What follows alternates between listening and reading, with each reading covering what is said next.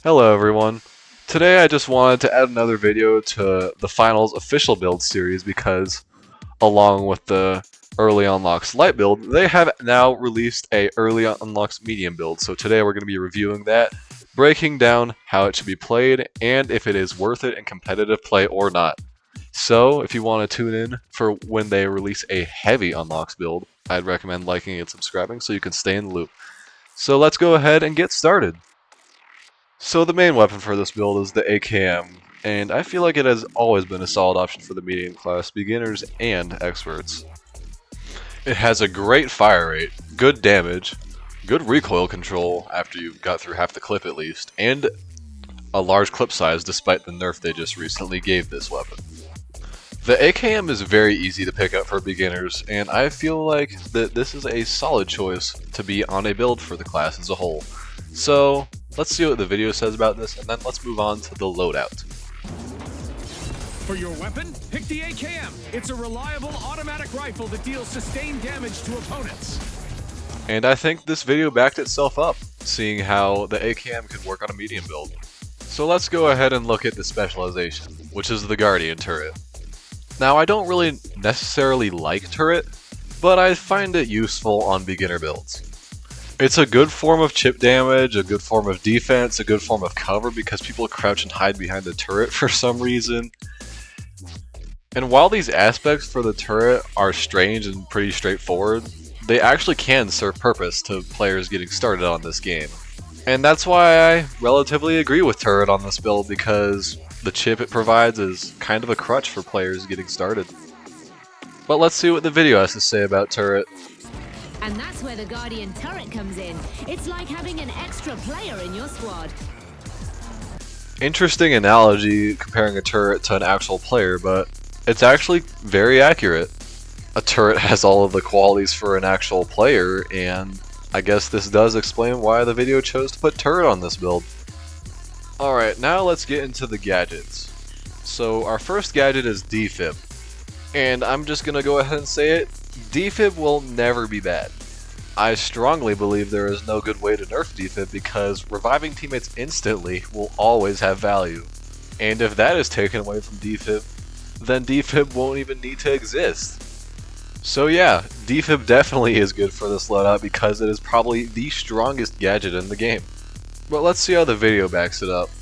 Then unlock the defibrillator and just like that, they'll be revived with 50% health. Yep, that is exactly what defib is supposed to do. And all I can really say is defib is great at its job. So yeah, the only reason this video backs defib on this loadout is because defib will never be bad, like I said. Anyways, the next gadget on this build is the jump pad, which in my opinion will always be useful for traversal. And the reason is, these maps do not have enough basic jump pads built into them. And having your own portable version of a map tier jump pad is never not useful.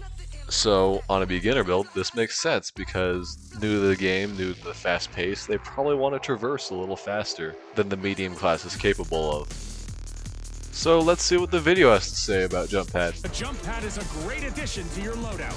Whether you need to get somewhere high quickly or you just want to make things more difficult. Other than proving jump pad can be used as defensive, I feel like this tactic isn't really more for beginner players because jump pad was designed for one job, to jump. But other than that, the video does a pretty good job at summarizing up jump pad, and I would find it useful on this build as a whole. So, the final gadget is gas mine, which by all means could be looked at as either good or really, really bad. Because the good news for this gadget is that it's one of the reasons that cash outs can't be stolen in the endgame. It's really good at defense, and gas overall is really useful for defense. However, the bad news is a flamethrower or a pyro grenade can get rid of these things almost instantly, because fire is known for being the only counter to gas. But other than that, I'm not sure much new players know that fire counters gas, and I feel like this is a very solid defensive option for new players looking to play medium class. So I would say this works on the build overall. But let's see what the video has to say about gas mine.